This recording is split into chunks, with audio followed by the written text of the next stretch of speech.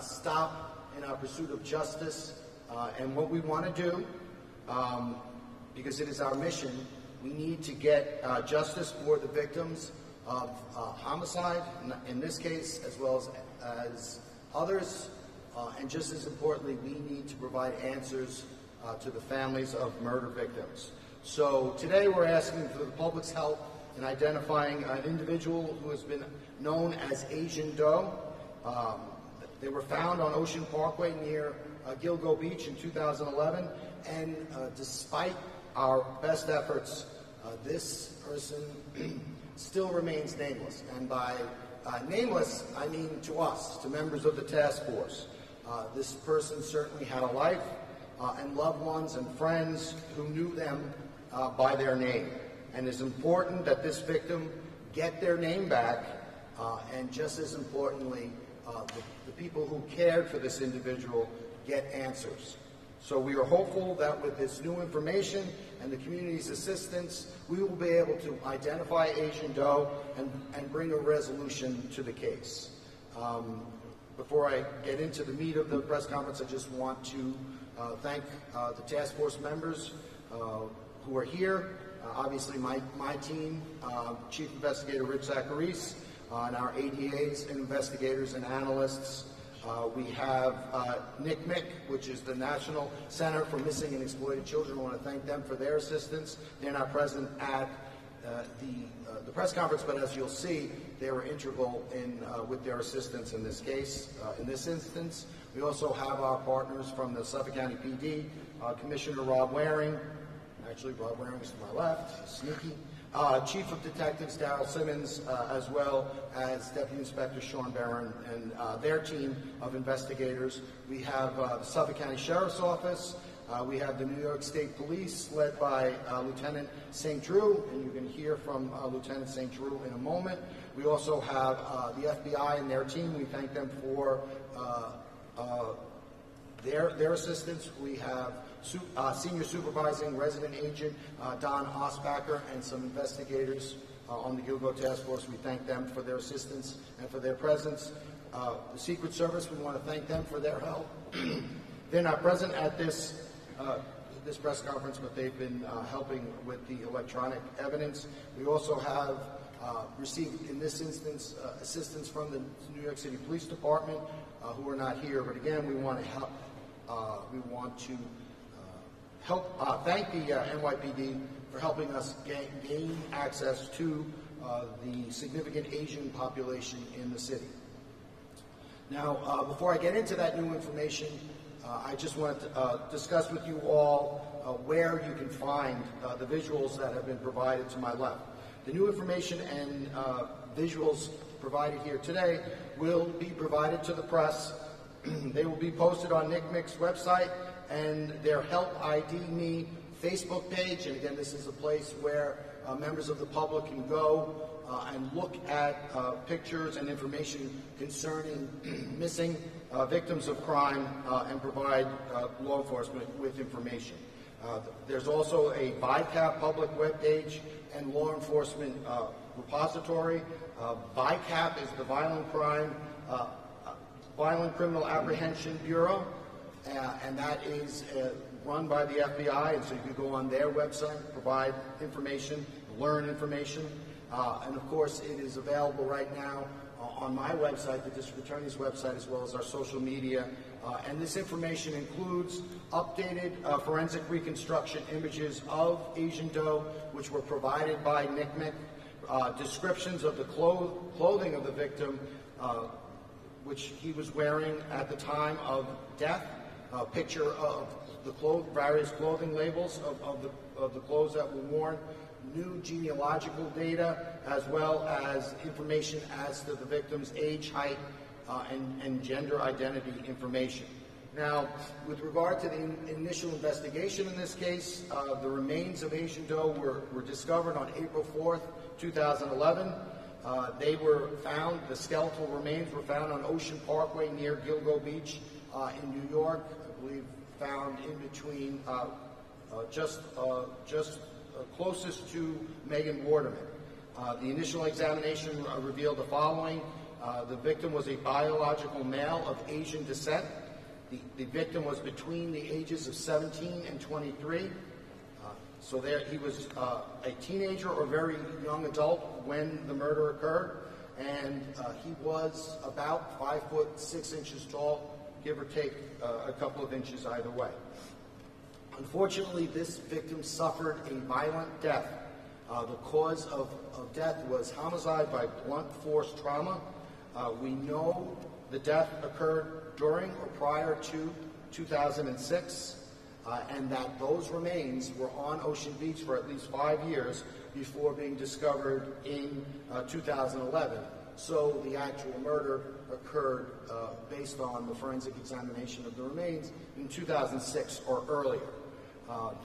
Some of this information is being released for the first time, specifically the descriptions of the clothes that Asian Doe was wearing at the time of death, and that although Asian Doe was a biological male, Asian Doe was wearing exclusively women's clothing. He was wearing a Chrysanthemum brand blue-ribbed short-sleeved shirt with a crew neck, size large. He was wearing a Raffaello brand shirt, size 10, and he was wearing a pair of women's pants and a bra, both by the brand Bill Blass. And with regard to the forensic reconstruction images, the task force was able to work with National Center for Missing and Exploited Children, NCMEC, and a forensic artist examined the victim's skull to create the facial reconstructions that you see here. And those reconstructions depict what the victim may have looked like prior to their disappearance and murder. We have two pictures of a person with short hair, one head on and one in the profile, and we have a third picture of an individual with long hair. Because the victim was wearing exclusively women's clothing at the time of death, it is possible that they identified as a woman or were known by others as being a woman. The Gilgo Beach Task Force also utilized genetic genealogy to learn more about this victim's specific ethnicity. It was previously known that this victim was of Asian descent. However, now we know that it is a strong likelihood that the victim is of Southern Chinese descent, Han Chinese descent, and Han Chinese is one of the 56 officially recognized ethnicities in the People's Republic of China. This is a significant development because unfortunately South Asia is underrepresented in our genealogy databases, meaning there are not a lot of Asian profiles in the database. Therefore, investigative genetic genealogy in this instance is a challenge. It's a challenge to identify this victim, and so far it has proved to be difficult and has provided few leads.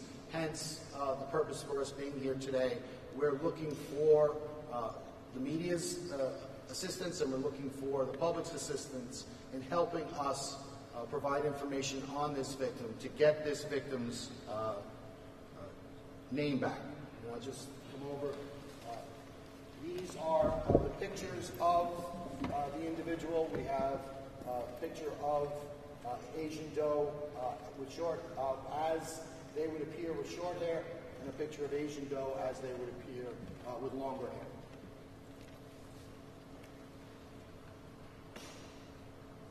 Now, with regard to outreach to the community, again, we've leaned on all our partners as we always do, but particularly in this instance, the New York City Police Department and the state troopers. We've asked for the NYPD's assistance in translating this flyer into Mandarin, into Cantonese, into Thai, and into Bahasa, which is an Indonesian language. And the NYPD will further assist in distributing flyers on the ground in the Asian communities across New York City. And again, as we know, there's a significant Asian population in New York City, so we thank them for their help. We've invited several Asian media outlets to be present here in the hopes that they can reach the Asian community directly and provide this information to those communities. Regarding our goals for doing this, this is a call to action. We want to enlist the public's help in trying to identify Asian doe. With regard to the translations, we hope that the public and the Asian media outlets will further assist us in translating and disseminating this information into additional Asian dialects, which will further aid in the process of identification. Again, this person had a name, this person had family, this person had friends. We're reaching out to anyone who might have known this individual to help us with that identification. Again, I would just add with regard to DNA databases, those who would like to help identify Asian doe or any other victim or missing persons in the Asian or any other community to help, you can upload your DNA to Family Tree DNA and into GEDmatch Pro and opt into law enforcement matching. Contrary to popular opinion, law enforcement doesn't have access to all DNA databases, and this identification, this IgG technology that we use, as you can see, we don't just utilize it to identify suspects. We also use it to identify victims and to provide closure to the families of missing victims. If you really want to help, please consider uploading your DNA profile into those 2 commercial databases, which allow law enforcement to access that information, but only with the consent of the consumer. Now, third, we ask that if you were around in the late 90s and early 2000s, think about the people you associated with. Think about the people you know. Did anyone of Asian descent go missing? We believe Asian doe may have been working as a sex worker around the time of their disappearance prior to 2006. We believe that they spent some time in New York City prior to their death. And we want to urge the public, don't discount someone just because you know them to be from somewhere outside of New York City. As we know, people often come to New York City for a myriad of reasons. Prior to 2006, this person had friends, possible classmates, or co-workers, and a family. Someone knows who this individual is, and we need that person or persons to contact us. So that's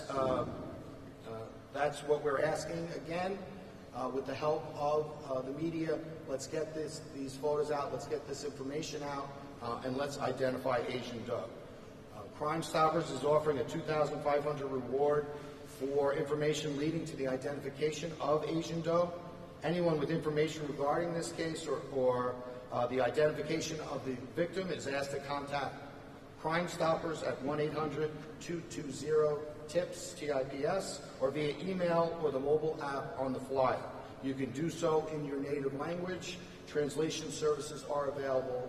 So if you have difficulty with the English language, but you have information, provide it to us in your native language, and we will translate it. Again, please share this information far and wide, and let's help get this victim identified and give this victim their name back. Prior to taking questions, I'm going to turn it over to the New York State Police. We have, as I've said, we've had Lieutenant Richard St. Preux, and he is going to introduce the Mandarin translator. Thank you, Lieutenant. Good morning. I'm Lieutenant Richard St. Preux with the New York State Police. I cover the Bureau of Criminal Investigation. I'm introducing Trooper Shin Sung Lee, who will be translating into Mandarin. 大家早上好。今天希尔格海滩凶杀专案组请求广大群众的帮助，来辨认一具发现于2011年4月4日发现的受害人遗体。受害人为亚裔男性，有可能来自于中国南方，有可能为汉族。警方认为受害人的受害时间大约在2006年或者之前。该名受害人怀疑被钝器暴力击打致死。遇害时的年龄大约在17岁到23岁之间。遗体被发现时有穿着女性服装。我们呼吁广大的华人群众能够帮助警方一起辨认这名照片中的受害人，以及受害人身上的衣物残留，如果在您认识的人当中有2016年，有2006年或者之前的失联人员，并且与照片上的受害人样貌相似，或者是服装相同的话，请务必与苏福克郡警察局联系。我们有提供中文服务。受害人遇害时还只是青少年，在这里我们呼吁广大的华人群众能够积极的在亲友和社区之中传播我们所提供的信息，以便我们可以早日确认这位受害人的身份信息，给受害人一个公道。谢谢大家。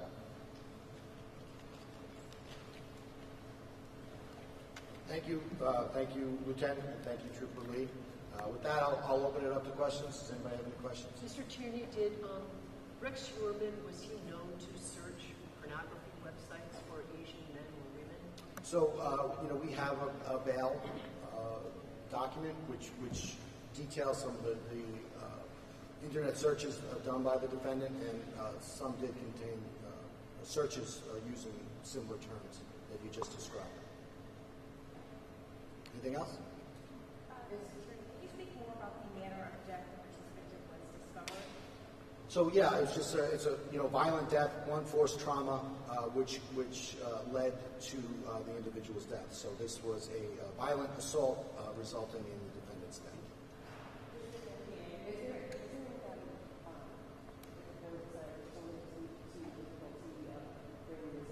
No, we don't have anyone there. But basically, what it is the forensic anthropologists, forensic artists, they start at the skull, and then using the characteristics of the skull, they essentially create, and using in their training, of course, they create the diagram of the individual. So we believe this is the most accurate possible depiction of the victim.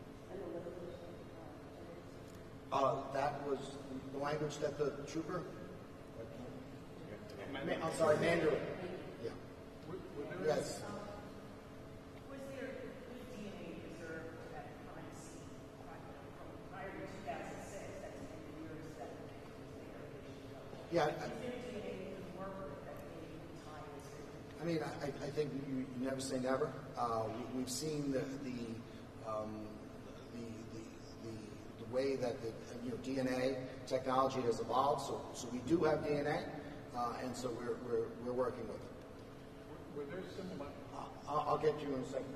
Yeah, how rare is it for somebody not to be identified for such a long period of time that no one has come forward and said they think that it's your career? How rare is that? It's not unheard of, especially when you're talking about a crime of this nature, and we're talking about a community that's an immigrant community that tends to be insular. So again, we think a lot of times, and again, this person we believe was brought from outside the jurisdiction into the jurisdiction. So when you combine all those things, it's not that unusual. So what we want to do is we want to make sure that we send out the information far and wide, not just to Suffolk County, not just to New York, but across the country and across the world. Yeah, I'm sorry, Greg. Were there any similarities in the way that this body was disposed of with those that were left nearby? And are you considering Rex Schurman a suspect in this case? So if you look at where it was situated, I think it was about 300 or so feet from Megan Waterman in that same stretch of Parkway. So it was between Megan Waterman and Jessica Taylor. And as we've said all along, each one of these victims, it's a separate crime scene. Start from that separate crime scene, and you work your way up, which we're doing. And it's all nice to speculate, but it basically doesn't matter until you can bring charges, and we're certainly not at that stage. Well, I think probably what you're referencing is specifically with regard to the Gilgo 4. Those were uniquely, they were almost identical, and they're unique from the other bodies. Is there any physical evidence found with this victim that you don't believe belonged to this victim? There's always evidence at the scene, and we're analyzing that evidence, and if it bears fruit and results in charges, we'll talk about it at that time.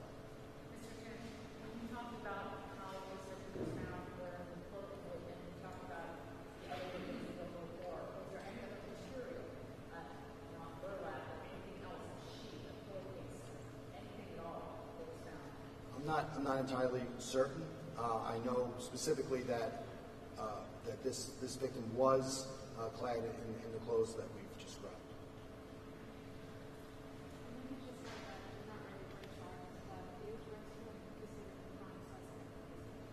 I don't know what that means. We start from our victim. We start from our crime scene. We work our way out, and we don't talk about it until we're able to charge them. So to clarify, you said you're testing other evidence from the scene.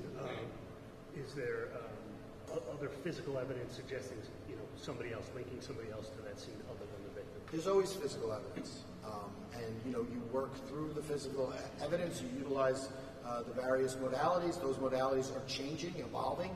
So it's a continuing process, and until that process is complete, you don't discuss it. So we're not at that stage where we're prepared to discuss it, but there's always a myriad of physical evidence at any scene. It's just whether or not it's relevant or not, or it's able to be tested.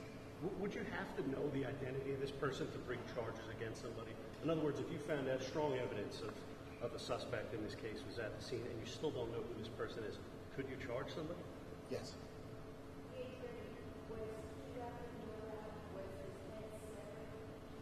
He was not wrapped in burlap.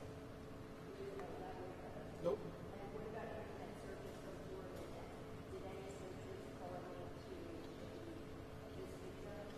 Well, I would just ask that you look at the bail document, because we have a number of searches with regard to searches that could arguably be related to this victim, as well as the Gilgo Beach investigation and the discovery of bodies on Gilgo in general.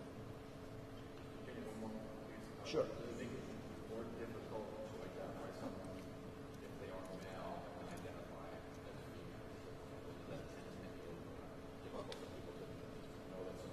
Well, that's it's the public, and some, I think when you talk about, immigrant communities from outside of Suffolk County and a body found inside Suffolk County in general, you wouldn't be all that surprised in having difficulty to identify this particular victim, and then there are all those other factors as well. So, not completely unsurprising that we've not been able to identify the victim.